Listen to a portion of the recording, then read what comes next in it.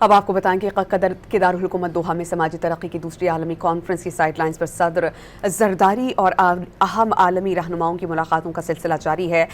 इन मुलाकातों में बाहमी ताउन में इजाफे और अहम आलमी उमूर पर तबादला ख्याल किया गया है। सदर जरदारी ने अमीर कतर शेख तमीम बिन हमद सानी से गुफ्तगू में सदर जरदारी से दोहा मुज़ाकरात की मेज़बानी और अफगानिस्तान से मुताल्लिक़ किरदार पर कतर को सराहा। अमीर कतर ने उम्मीद ज़ाहिर की कि पाकिस्तान और अफगानिस्तान मौजूदा मसाइल हल कर लेंगे। अमीर कतर ने सदर जरदारी की दावत कबूल करके आइंदा साल पाकिस्तान के दौरे का ऐलान किया। सदर जरदारी ने चीनी नायब सदर से मुलाकात में कहा कि सदर जरदारी ने कहा कि पाकिस्तान और चीन आहनी भाई हैं और हर मौसम के स्ट्रेटेजिक शराकतदार हैं।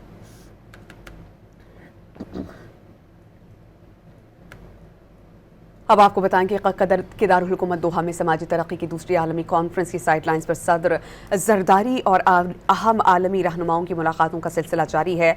इन मुलाकातों में बाहमी ताउन में इजाफे और अहम आलमी उमूर पर तबादला ख्याल किया गया है। सदर जरदारी ने अमीर कतर शेख तमीम बिन हमद सानी से गुफ्तगू में सदर जरदारी से दोहा मुज़ाकरात की मेज़बानी और अफगानिस्तान से मुताल्लिक़ किरदार पर कतर को सराहा। अमीर कतर ने उम्मीद ज़ाहिर की कि पाकिस्तान और अफगानिस्तान मौजूदा मसाइल हल कर लेंगे। अमीर कतर ने सदर जरदारी की दावत कबूल करके आइंदा साल पाकिस्तान के दौरे का ऐलान किया। सदर जरदारी ने चीनी नायब सदर से मुलाकात में कहा कि सदर जरदारी ने कहा कि पाकिस्तान और चीन आहनी भाई हैं और हर मौसम के स्ट्रेटेजिक शराकतदार हैं।